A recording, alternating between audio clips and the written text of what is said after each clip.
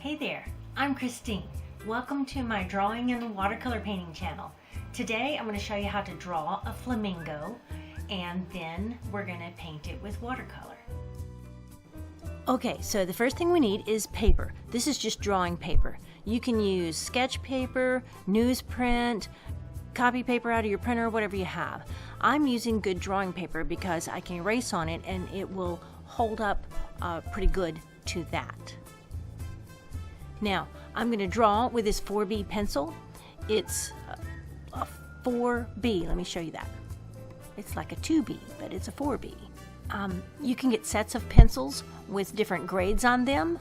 The higher the number on the B side, the softer the lead is and the darker the mark it will make on the paper. The higher the number on the H side, the harder the lead is and the lighter the mark it will make on the paper.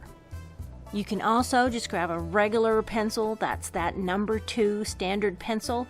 That is a 2B pencil. I don't know if you maybe remember when you were in school and you had to do those tests and color in the circles with the number 2 pencil. That's a number 2B. That's what that is. Let me see here. You can also use my favorite drawing utensil, which is just a cheap mechanical pencil. I love these things because I can keep them in my pocket or my bag and pull one out wherever I am, whenever I want to draw, and give this part a little twist. Out pops the lead and you're ready to draw. They also come with a pink eraser, but I don't like these pink erasers. This is what happens with them. You get all this eraser dirt all over everything. It's all over your paper, it's all over your lap, it's all over your work area. I don't like them. What I prefer is a plastic eraser. This one's clear. I think they usually come in white, or at least I've seen them in white. They come in these little rectangles. And what I do with them is I take my scissors and cut little bits off, and I end up with some little pieces that look like this. And here's the ones that I keep in my pencil case. I've got a whole bunch of them, and I cut little bits off that have thin edges and pointy parts, and they help me get into little tight spaces and erase small details and stuff. So that's one reason. The next reason is because when you erase with them, they don't make nearly as much of that messy stuff come off there. This little white bit, the white ones are really my favorites. I'm pushing really hard on here trying to make some stuff come loose from it. A little bit is, but really not very much. And so that's why I prefer the plastic erasers. Let me get this off my table here, get rid of that stuff because I don't like having that stuff all over everywhere. It messes up my table, gets in my paint, gets in everything. I don't like it. Okay, that's about all we really need for this drawing. We're not going to need a ruler or anything like that. We just need your pencil, a little bit of an eraser, your paper, and we're good to go. Next, we need to know what we're going to draw. So here's our reference photo. Now I've cropped this down to the one main flamingo that we're going to draw, and I've also got a black and white photocopy of it, which we'll get into the why of that in a little bit. And I have some additional photos here that I took of some flamingos out at Flamingo Gardens when I was visiting there not too long ago when we still could go places. I went there with my daughter and granddaughter, and I took these pictures and they're just extra reference. If you want them, you can screenshot them or use them in whatever way works for you if you want to. I also put in here a photo of a library book that I found that had great pictures in it, so check your library. So now what we're going to do is I'm going to take you step by step through drawing this flamingo, and the result will be a line drawing which we will then use to transfer to watercolor paper, and then we'll paint that watercolor. But before we do that, we're going to take that line drawing and I'm going to have you add shading and stuff to it to create sort of a value study. Now, you may be thinking, holy moly, that sounds boring. But I hope you'll let me give you a couple of reasons why it will really benefit you if you don't skip the shading and value study part. In a nutshell, if you've worked out in advance where the dark paint needs to go, where your darkest colors want to go, and what areas of the paper you mean to keep white or light, your painting time will be a whole lot more enjoyable and you'll get better results. Now, let's start drawing.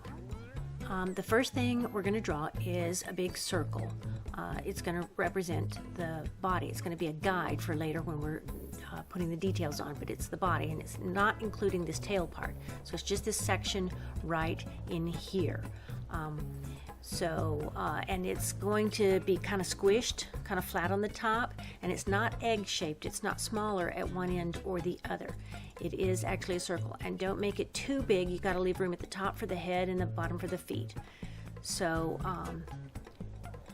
drat. My lead is broken. I think I got another 4B in here, though. So give me a second. Yeah, there's one. It's got a good point on it. Now I got to erase already.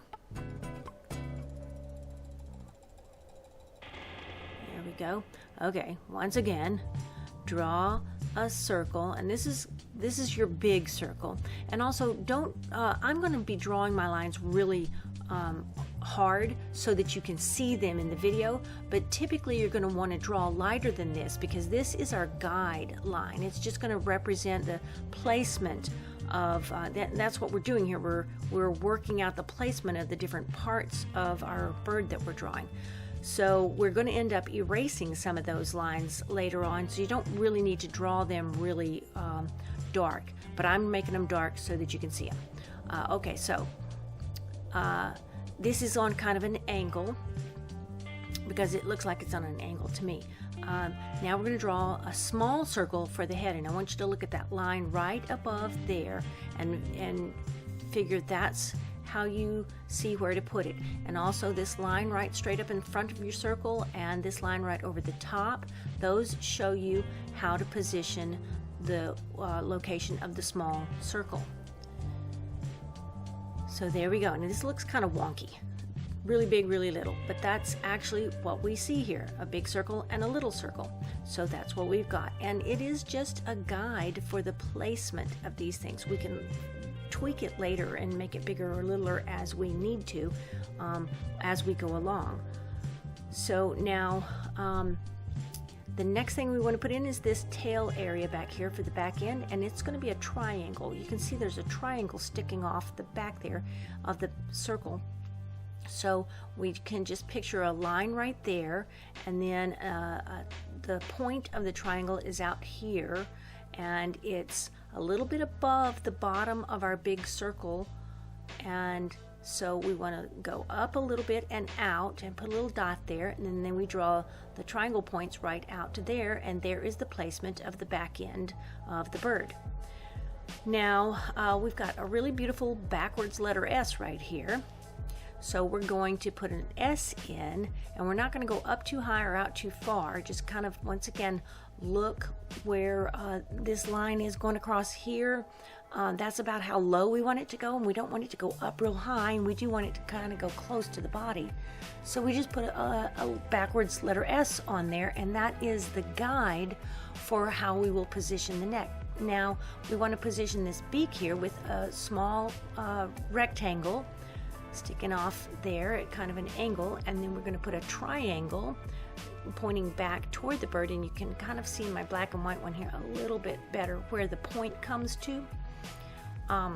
So we're going to put a little dot about where that point needs to go, kind of close to the body there, and then we're going to just draw the tall skinny triangle right there over to that, and then we've got the shape of the beak plotted out. Now the eyeball is not in the center, it's over to the side, so move over to the side, not in the center of that little ball, and you just put a little circle with a dot in it right there for the eye. Now we're going to put this angled line in for the wing. Let me show it on the colored one. There's an angled line there, and then a little bit more lines going back toward the tail. So look at where the top of that starts and where it goes to, kind of right above where the leg will be. put a little dot right there, and then just draw a line over to that. And then we've got this little kind of a parenthesis type of a curve, not a very deep curve, and it goes right over to the middle of the triangle. So we just draw that, and then there's a straight line going right out through the center of the point of the triangle there. And now we have those lines plotted that will help us figure where to put stuff. Now there's a letter W here. That's going to be the top of the legs. And we're going to start this a little bit above the circle, go down and up and over and down and back up. And if it was a W, it'd go all the way back up in there, but it's not. It doesn't, if you look at it in the reference photo, it doesn't need to go the whole way up. So just get that on there, and then you've got a W for the placement of the legs. Now, to figure the size of the legs, if you've got a printed out photocopy, you can measure like this. How wide the body is, that coincidentally is just perfect for the top portion of the legs. So again, measure it on your drawing and then measure down, and you can put a line there. Let me just put a dark line so you can see what I'm talking about. That's how far down we're going to make the top portion of the legs come.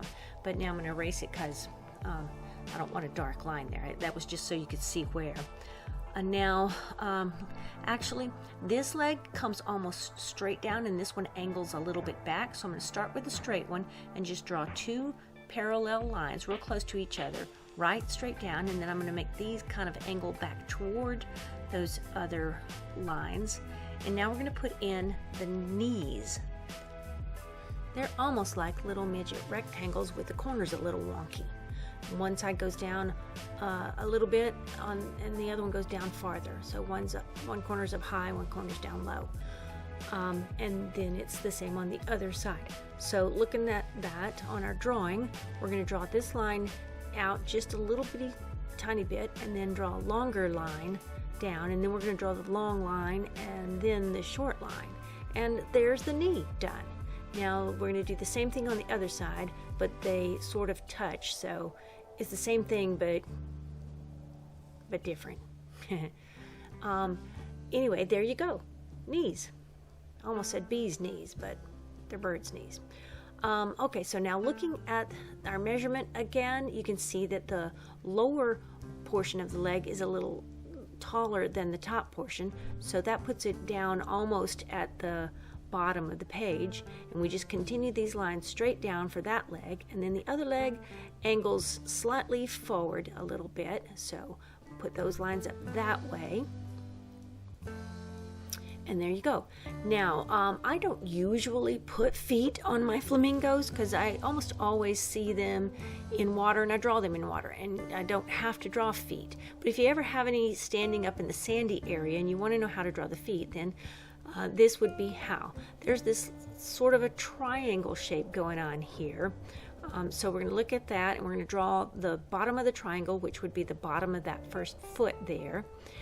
And then the edges, the corners kind of go up and around and in, and then angle upwards a little bit more. And let me just erase some of those extra lines, and there we go. We've got the shape of that foot. Now we've got this section out here, which is the toes. There you go. You can see that from there to there, the width of the toe is about the same as the width of the bottom of the foot that we've got drawn there. So we're just going to make another line extending out. And then we'll put some more definition for toes up there a little bit. But you know how they have like webbing and stuff? You can't really see that here. So we're not going to worry too much about that. We're going to just draw a line here, and you don't need to worry that you're getting it all straight or exactly right, because their foot's not flat and straight, and also they're standing on a sandy area which is not completely flat. So just draw a line on there, a little wiggly line, and then make the shape of a toe and put another line up above it there, kind of indicate another toe back a little bit further away, and there you go. Now for the back foot, it doesn't stick out on that side so much, the angle that it's at, and also it's farther away, so it's up a little higher. So you make that line come in there, and then you just put the other line to show the kind of foot angling down, and we can make that look like more of something once we start putting the shading and color on it. But that's plenty good for feet. So we've got the basic bird structure put on there, got everything is positioned. Now we're going to start adding the lines that make a little bit more detail. Like, let's put in the definition of the neck. So we're going to come back off the top of that small circle there and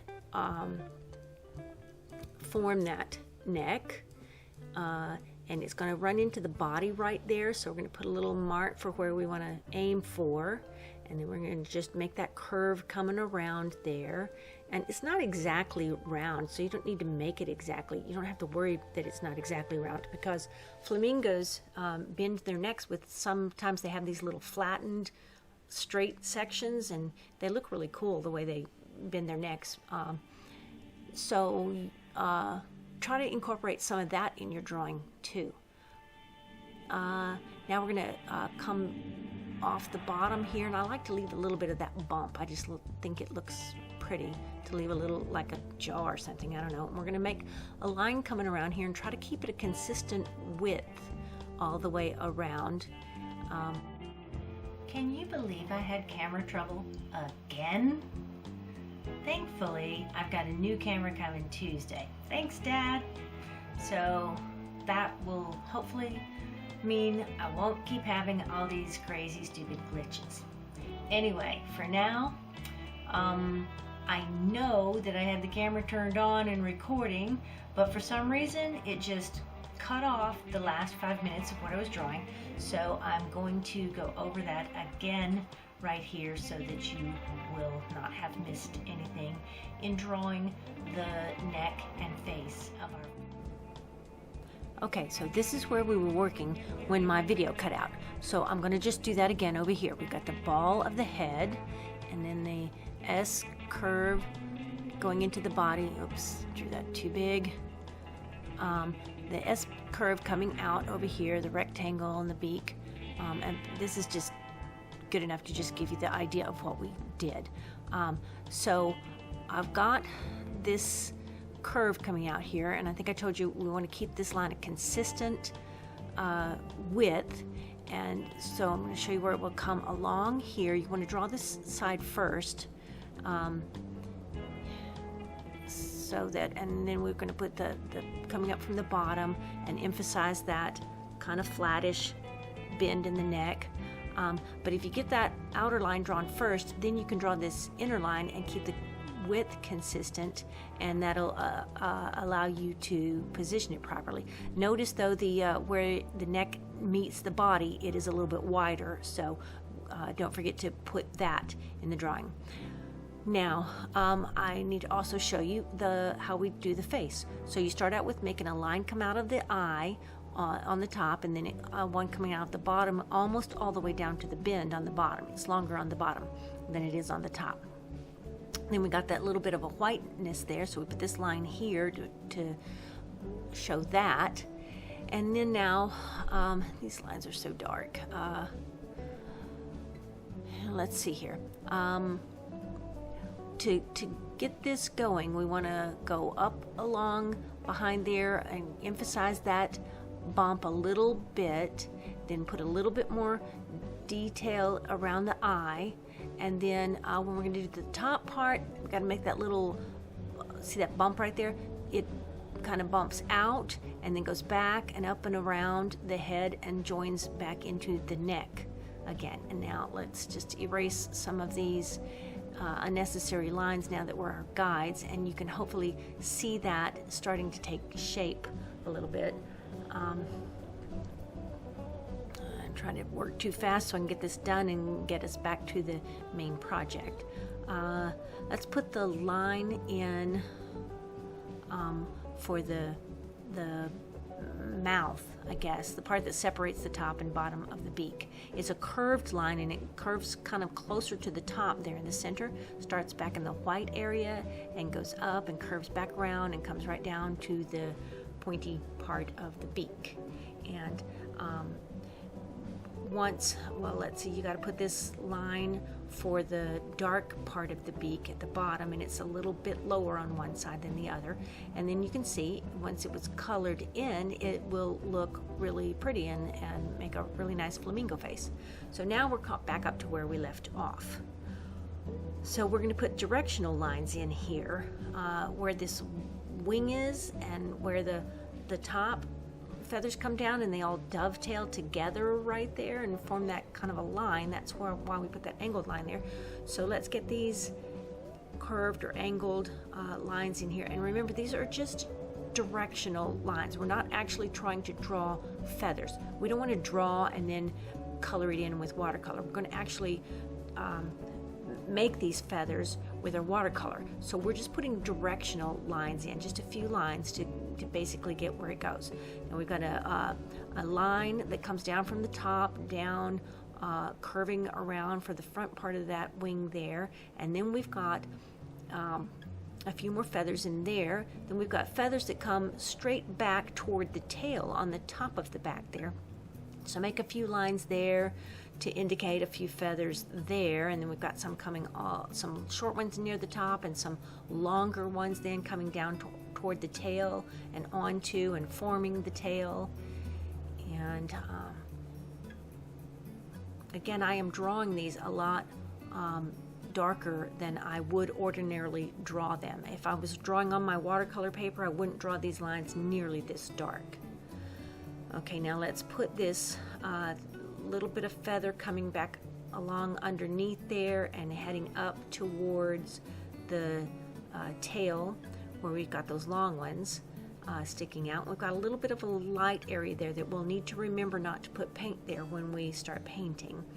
And now let's get this kind of a finger of a feather hanging off down back here, and then we got a couple more up underneath, and that just curves nice and loose around there. And there, the tail is done, and it's starting to look really nice, taking shape pretty good.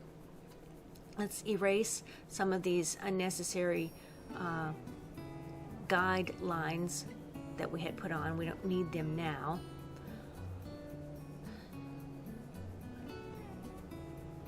Just put a little bit more indication of where feathers are going to go.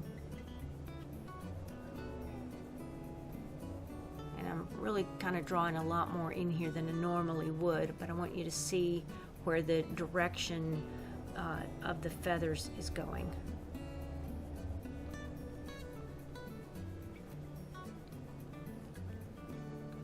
So I'm sort of crossing the line here, getting over into what would be more of the shading and value study. I'm trying not to do that, but you just want to get the basic lines on here that you need to be able to transfer to your watercolor paper so that you can then paint it. And you want to do as much of the drawing or detailing with your paintbrush that you can. So you just need directional lines in here.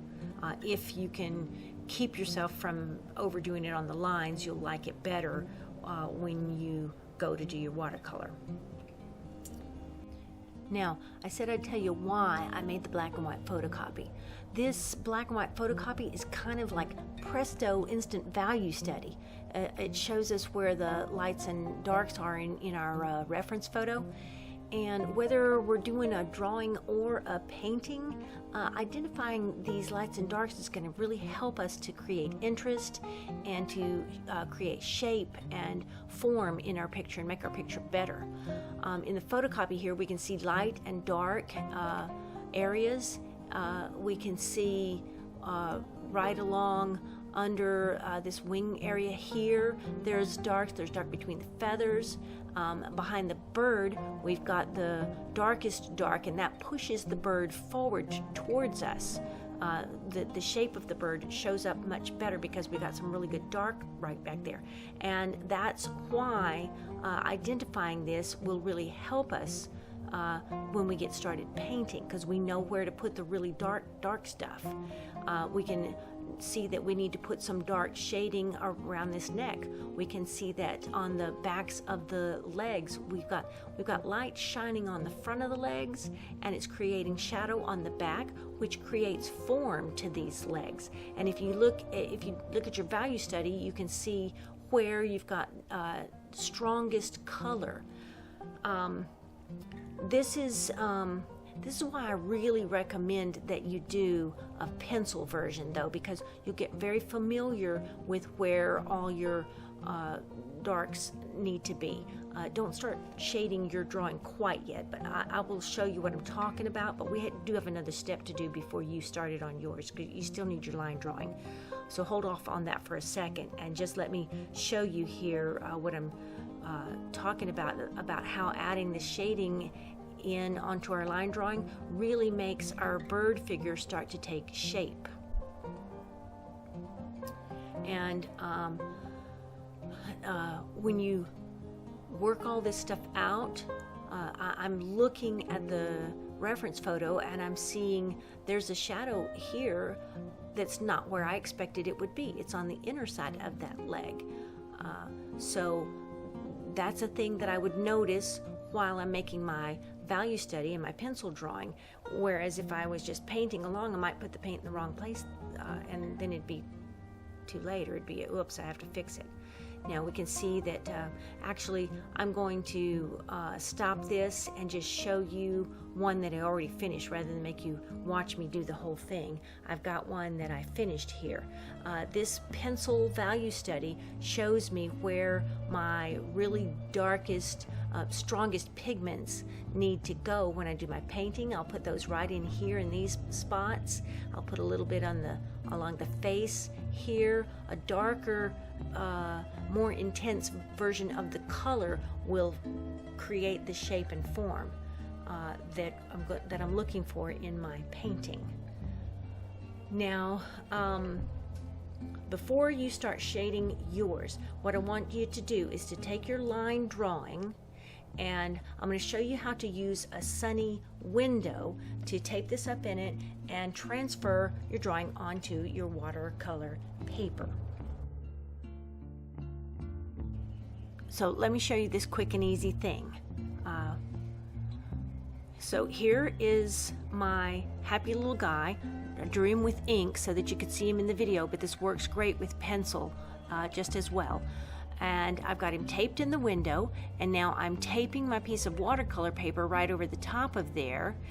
And look, you can see right through there and see the lines. You just trace those lines with your pencil right over onto your watercolor paper. And here we go, ready to paint. I've got my drawing already made on my watercolor paper. I've got my paper taped down to the board. I've got some paper towel. I've got my paints. I've got my paint brushes.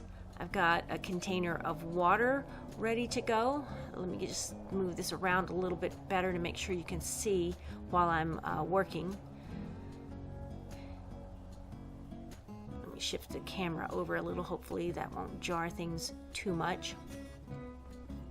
But I want you to be able to see. Okay, so like I said, I've got my drawing already done on my paper, on my watercolor paper. It's the right size to turn it into a greeting card when I'm finished, and I've marked the center on the tape here so I keep my drawing all to the right side of those marks. And when I'm finished, I can fold it in half and use it as a greeting card. Now, let's see, we're going to need a lot of pinks, and I think I need to clean off my palette. I normally save all this stuff and don't clean it off because that makes great sand color and a lot of stuff like that. So I usually, all those leavings on my palette, I just leave them there and end up using them. But let's clean off a little bit right here so I can spread out some nice reds and pinks and get clean, pretty colors going. I'm going to use this flat angle paintbrush, and it is a 3/8 inch, but I'm not going to show that to you because it's mostly worn off. I don't know that you can even see it if I held it up there. But let's get some paints out. This is Opera Pink. This is quinacridone. No, wait, I take it back. That's Permanent Rose. And this is Scarlet Lake.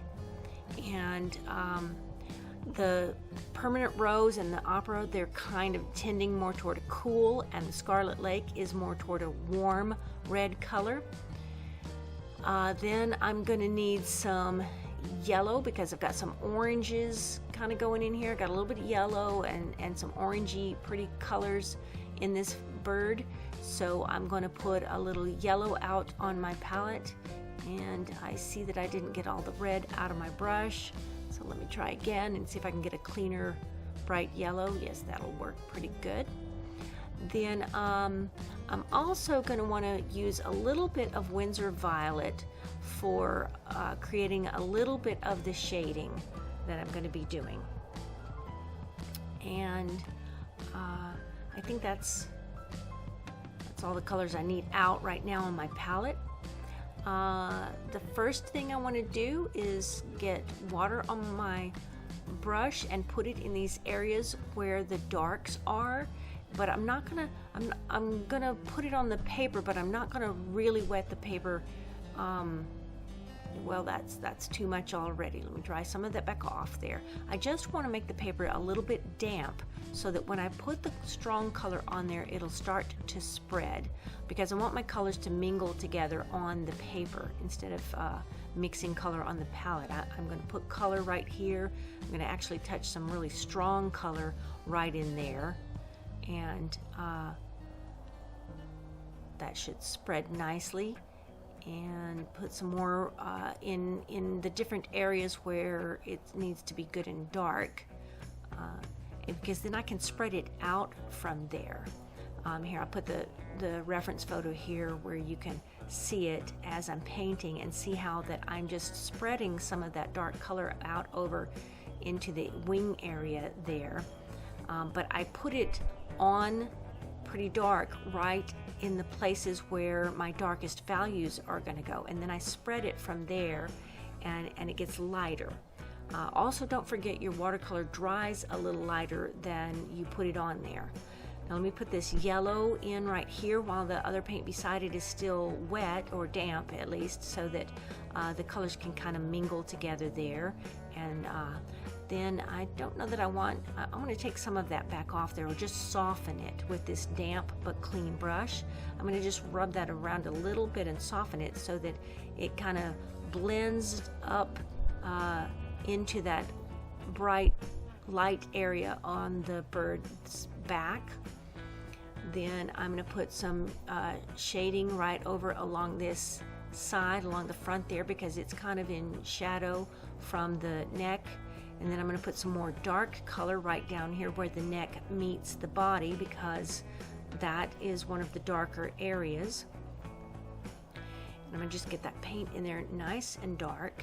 Then I will rinse my brush out, tamp it on the paper towel so it's just damp, and I'm going to start to spread that paint in the direction of my directional lines that I drew on there, and start to form the shape of that wing right there.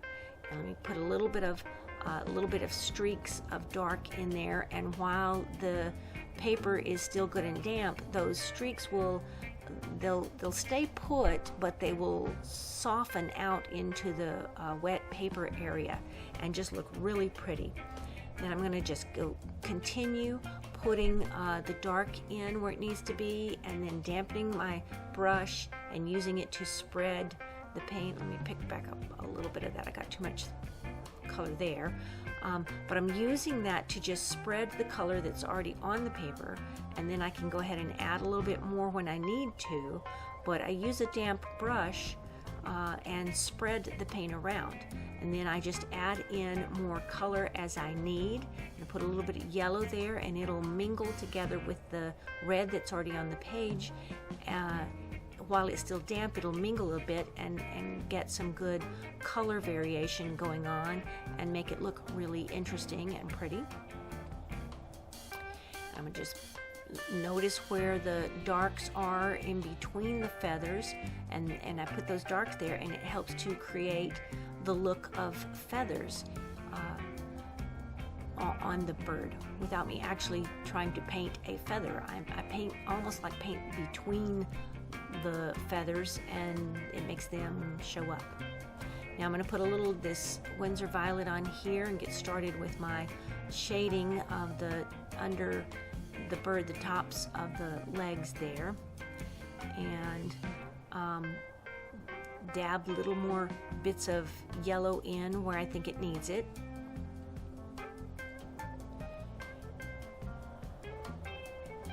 And again, I'm just looking at what I see in my value study and in my reference photo, and dabbing color in and then spreading color around to get the effect that I like.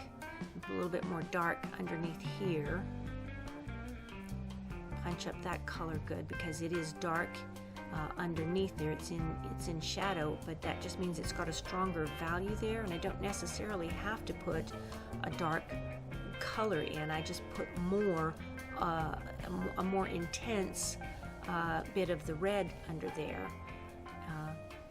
and that works in this particular spot. Now I'm gonna use my Opera Rose and make this line that comes down, kind of the shadow or the indent in the top of the back there, and then soften it with a damp but clean brush. And more dabbing color in.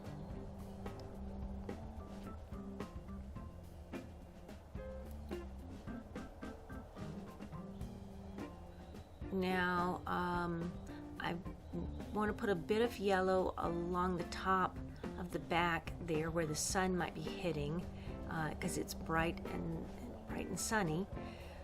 So I dab a little yellow on there. Now I'm going to put some more really dark right here where the neck is moving away from the body, and I'll fill that with some good dark color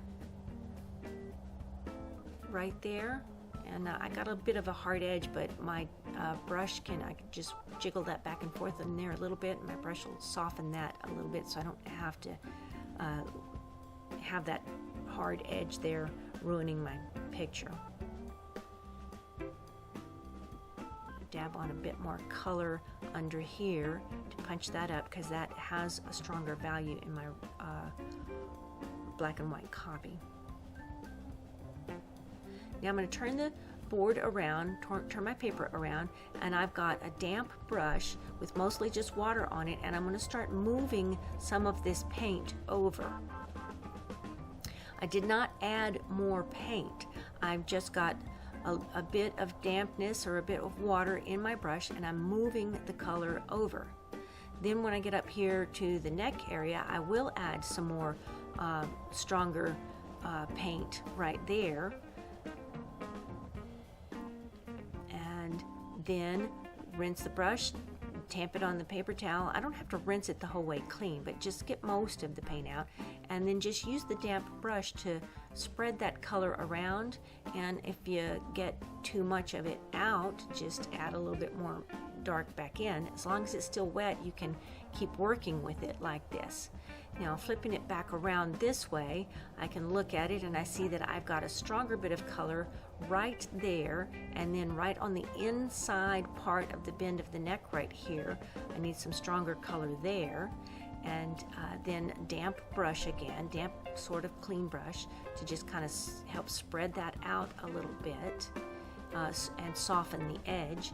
Then I get some more dark or more intense color and put that around the edge of the neck up here and along the jaw line or the bottom of the face, in that little round bump there, right down to where the start of the beak is, where that white area starts. You don't want to get paint in there. Then again, rinse the brush, tamp it on the paper towel, and then use it to just kind of spread that paint out a little bit, leaving the darkest bits over at the edge where your darkest shadow is going to want to be. And then don't go all the way with the dark paint. Just, spread it. The more water that adds into it, the lighter the color gets, and that's where what gets your lightest values going on there. Now I'm touching a little bit of pink and red around the eye to bring that out a little bit, put some kind of shading around there, and I'm gonna just touch some yellow right onto the eyeball itself because that is yellow. Now looking at it, it never hurts to take a minute to stop and look. So I'm going to just sit here and look for a minute and think about what I want to do next. And also some of the areas need to dry a little bit before you touch more paint in beside them, or they'll smear where you don't want them. If you don't want your colors to run together.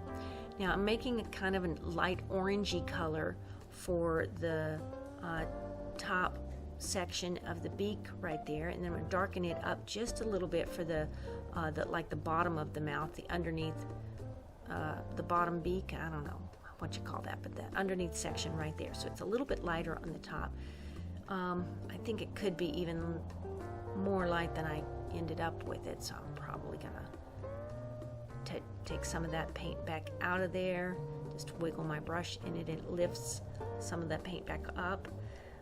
Now for the bottom part of the beak where I need it to be black, I'm never going to use black straight out of the tube. It's too harsh.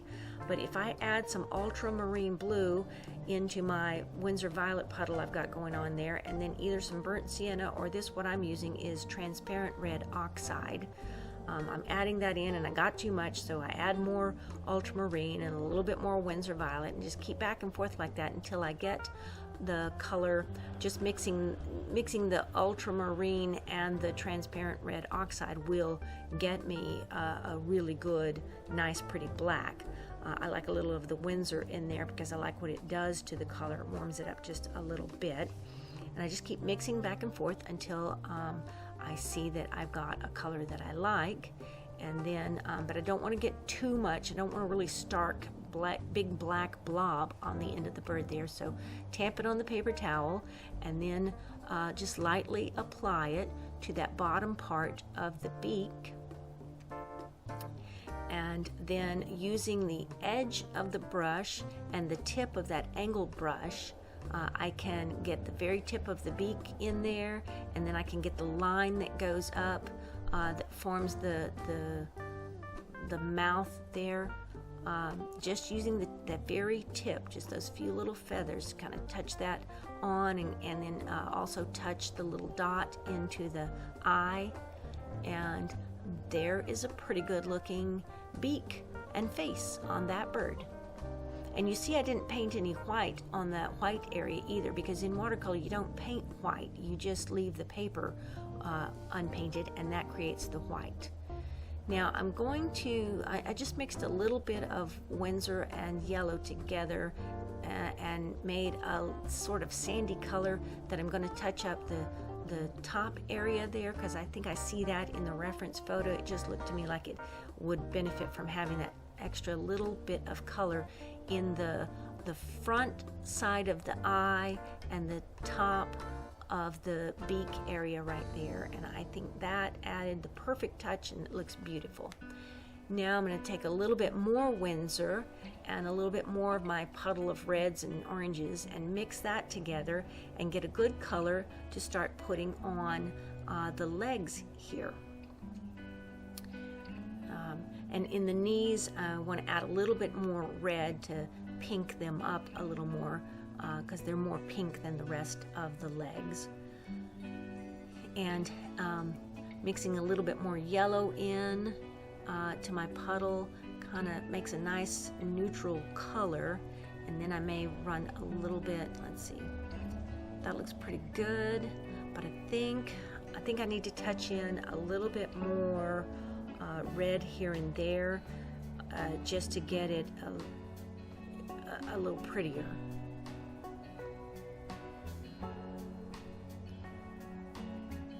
think I like that better. Because I'm not actually trying to paint a photo here. I'm trying to paint something that I think that looks pretty.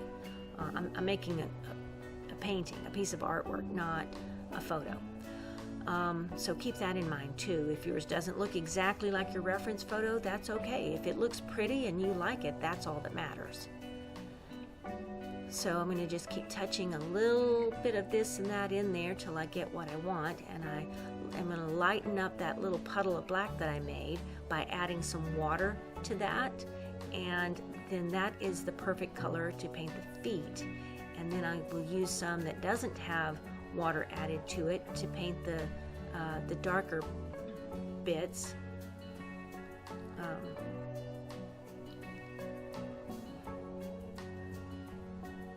And just keep working at it until I get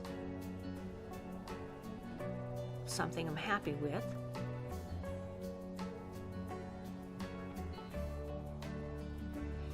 I think that looks pretty good. I'm going to just clean up this little tiny bit here that went outside the lines with just clean water on a clean paintbrush, and I like the look of that. Really good. I think that came out real pretty. Now I'm going to mix up a puddle of something really dark. I did tell you I was not going to paint a background, and I'm not. I'm going to do this another time and do several flamingos and paint a really pretty tropical setting background. But for today I just want to mix up a dark puddle of something to paint kind of behind the top of that bird and show you what putting a nice strong dark value back there behind the bird will do for making it really jump forward and look pretty. So I got some Windsor violet and a little indigo. I made a really dark color here. I'm just gonna pop that in there like that. And look how that bird just jumps out. If you painted this all the way around the bird, it would really make it stand out and look really pretty. I'll probably end up doing that to finish it out. But for today, we're just about done, and I hope you had fun, hope you enjoyed this, hope you got a really pretty flamingo drawn, and that you will come back and paint with me again another time.